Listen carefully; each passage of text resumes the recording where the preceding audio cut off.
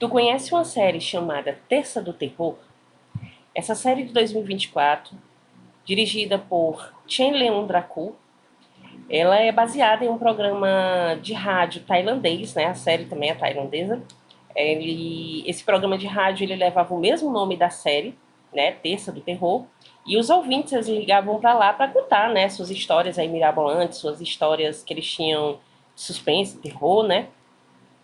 Então, a série ela é baseada nesse programa. Ela pegou essas histórias, né, que eram contadas na rádio, e ela reinventou, né, tentou trazer de uma forma bem diversificada aí para a televisão. Cada episódio, né, ele é dirigido por uma pessoa diferente e tem sempre uma mudança no elenco para que possa ficar sempre muito variado, né, e possa aí explorar todos os subgêneros do terror. Eu vou falar aqui para você, né, vou ler aqui um pouquinho, né, de cada episódio.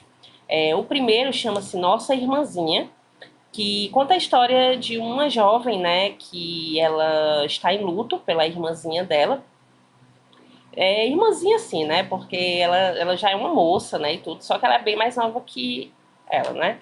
E aí a irmã dela faleceu, né, num acidente de carro, onde ela estava também. E ela fica muito debilitada por causa disso. E a mãe dela resolve aí pedir uma boneca, né, uma boneca aí misteriosa, para tentar lembrar da filha. O segundo é o Vestido de Noiva.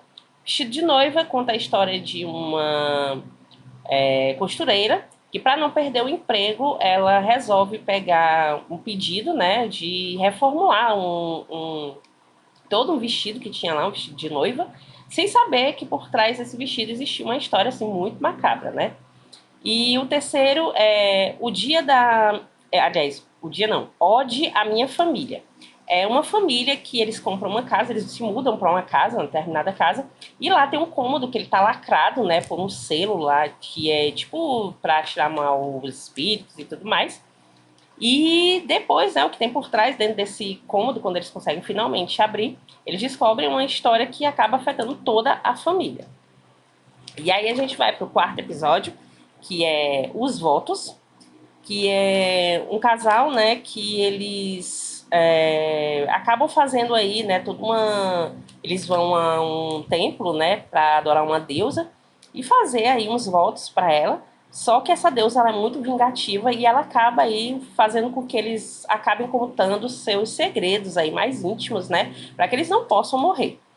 O quinto é o Classe Espectral, que é uma professora que ela sente falta de um aluno, né? Ela descobre que ele sumiu do nada, misteriosamente, e ela acaba indo à casa da família dele, que já era uma família que todo mundo falava para ela que era uma família muito difícil de lidar e tudo. E ela acaba indo lá atrás para tentar descobrir o que aconteceu com o menino, e ela se mete aí numa série de rituais e um monte de coisas, né, que são bem pesadas. O sexto é a Garota da Porta ao Lado. Essa garota da porta ao lado é um cara que se muda para um apartamento e no apartamento ao lado dele, né, ele começa a ver uma garota muito bonita e tudo mais. Essa garota, ela acaba, esse cara, né, ele acaba descobrindo um bilhete que tem uma série de regras e depois que ele lê essa série de regras, né, a vida dele muda assim por completo, porque começa a acontecer coisas bizarras assim lá no apartamento dele. O sétimo é Querida Vovó, que é uma senhorinha que ela desaparece do nada, né, enquanto ela estava passeando com a filha dela. E a filha dela vai atrás de fazer também, né, com o xamã, um certo ritual, para tentar trazer ela de volta. Só que quando ela reaparece, né, as coisas não são bem assim, né? Talvez a vovó não seja lá essa vovó que elas estavam procurando.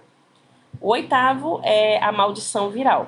A maldição viral é a história de uma mulher que ela ouve um programa, né, justamente no Terça do Terror, né, ela ouve uma certa história, e essa história acaba interferindo na vida dela e na vida da própria filhinha dela, né, que ela precisa defender aí a todo custo. Eu vou tentar falar um pouquinho mais para você do primeiro episódio, né, que é Nossa Irmãzinha. Como eu falei, né, tem uma menina chamada, acho que é Tinha o nome dela, e a Tinha, ela tem uma irmãzinha, né? Uma irmã, assim, eu chamo de irmãzinha porque ela chama muito a irmã dela de irmãzinha, né? Mas a irmã dela já é uma moça e tudo, né? Então era uma casa com três mulheres, que eram a mãe, as duas irmãs, né, tinham um pai também, só que quando elas sofrem esse acidente de carro, né,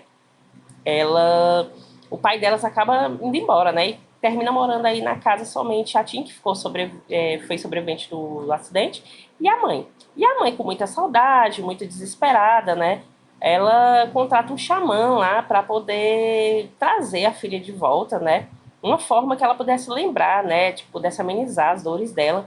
E ela acaba comprando uma boneca, né, uma boneca dessas bem grandes, assim, de plástico e tudo mais, que aparenta, assim, né, muito a filha dela, que faleceu, o cabelinho do mesmo jeito, as roupinhas que a filha dela usava. E aí o cara dá uma série de regras para ela, né? Ele diz, olha, não deixa ela fora da caixa depois da meia-noite, alimente ela 3 vezes ao dia com comidas salgadas e doces, e tantas outras coisas, né? E a Tina, ela fica assim, meio, né, perturbada, porque ela fica achando aquilo um absurdo, a mãe ter que ficar com a boneca para tentar lembrar da irmã, né? Ela fica sem entender nada.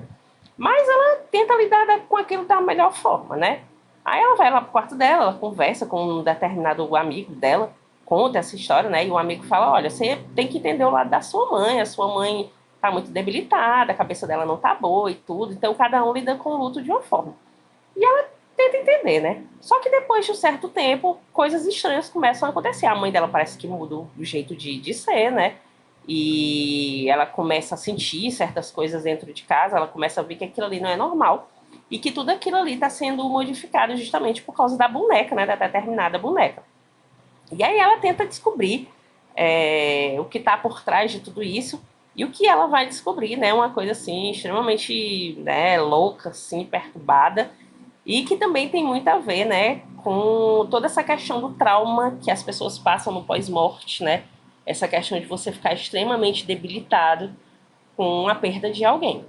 E é mais uma dica aqui do canal para vocês. Se vocês gostarem, curtam, compartilham, né? Sigam a gente nas redes sociais. Até a próxima.